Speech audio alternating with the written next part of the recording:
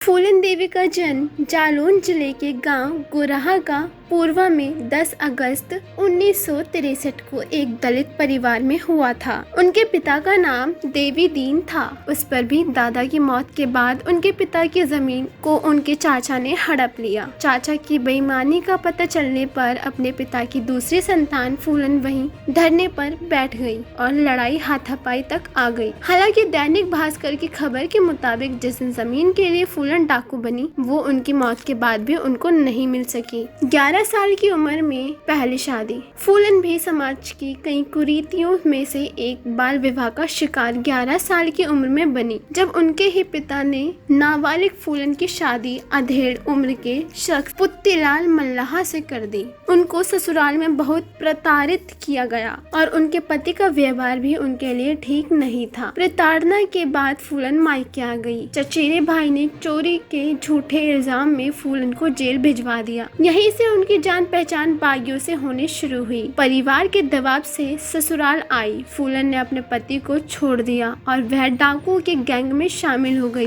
बताया जाता है कि इस दौरान उनकी उम्र 20 साल रही होगी। खुद का गैंग बनाया। ससुराल वालों की प्रताड़ना से तंग होकर दस्यु बनी फूलन की मुसीबतें डाकुओं के गैंग में भी कम नहीं हुई। गिरोह के सरदार ने उनसे जबरदस्ती करने की कोशिश की। फूलन के साथ इस घटना के बाद पूरी गैंग की संवेदना फूलन के प्रति आ गई और इसी बीच विक्रम मल्लाह नाम के एक गैंग मेंबर ने सरदार बाबू गुर्जर का कत्ल कर दिया और खुद गैंग का सरदार बन गया। विक्रम मल्लाह के गैंग में 2 सगे भाई श्री राम और लाला राम ठाकुर भी थे। कहा जाता है कि इन दोनों ने बाद में विक्रम मल्लाह की हत्या कर दी और फूलन को अपने गांव बेहमाई उठा लाए। यहीं पर फूलन के साथ उन्होंने बारी बारी से रेप किया। गैंग के बाकी सदस्यों की मदद से वह छिपते हुए बेहमाई से भी भाग निकली और खुद का गैंग बना लिया, जिसकी सरदार खुद फूलन देवी बनी।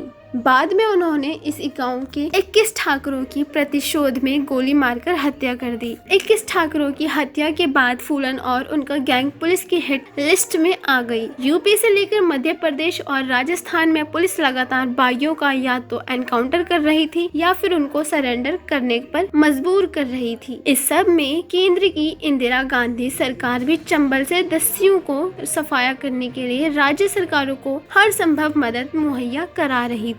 मध्य प्रदेश पुलिस फूलन के सरेंडर सरकार ने पहले भी कई कुख्यात दस्युओं को सरेंडर करा चुके। एसपी राजेंद्र चतुर्वेदी को फूलन का सरेंडर करने की कमान सौंपी गई। इस क्रम में एसपी राजेंद्र चतुर्वेदी ने फूलन की कई शर्तें मान ली और उन्होंने मध्य प्रदेश के तत्कालीन सीएम अर्जुन सिंह के सामने हथियार डाल दिए। 1993 में सरेंडर के बाद फूलन जब जेल से रिहा हुई, उसके बाद वह यूपी के तत्कालीन सीएम और समाजवादी पार्टी के नेता मुलायम सिंह यादव के संपर्क में आई। 1994 में मुलायम सिंह ने फूलन पर लगे सभी मामले वापस ले लिए और 1996 में मिर्जापुर संसदीय सीट से उनको चुनाव लड़ने के लिए पार्टी का टिकट भी दिया। वह चुनाव जीती और चंबल से सीधे देश के सर्वोच्च सदन में आ गई। 25 जुलाई 2001 को अपनी राजनीतिक महत्वाकांक्षा की पूर्ति के लिए शेर सिंह राणा ने दिल्ली की अशोका रोड स्थित घर पर फूलन की गोली मारकर हत्या कर दी। सांसद बनकर दलितों पिछड़ों के सामाजिक न्याय की आवाज को बुलंद करने वाली दस्यु सुंदरी 2001 में हमेशा के लिए चिर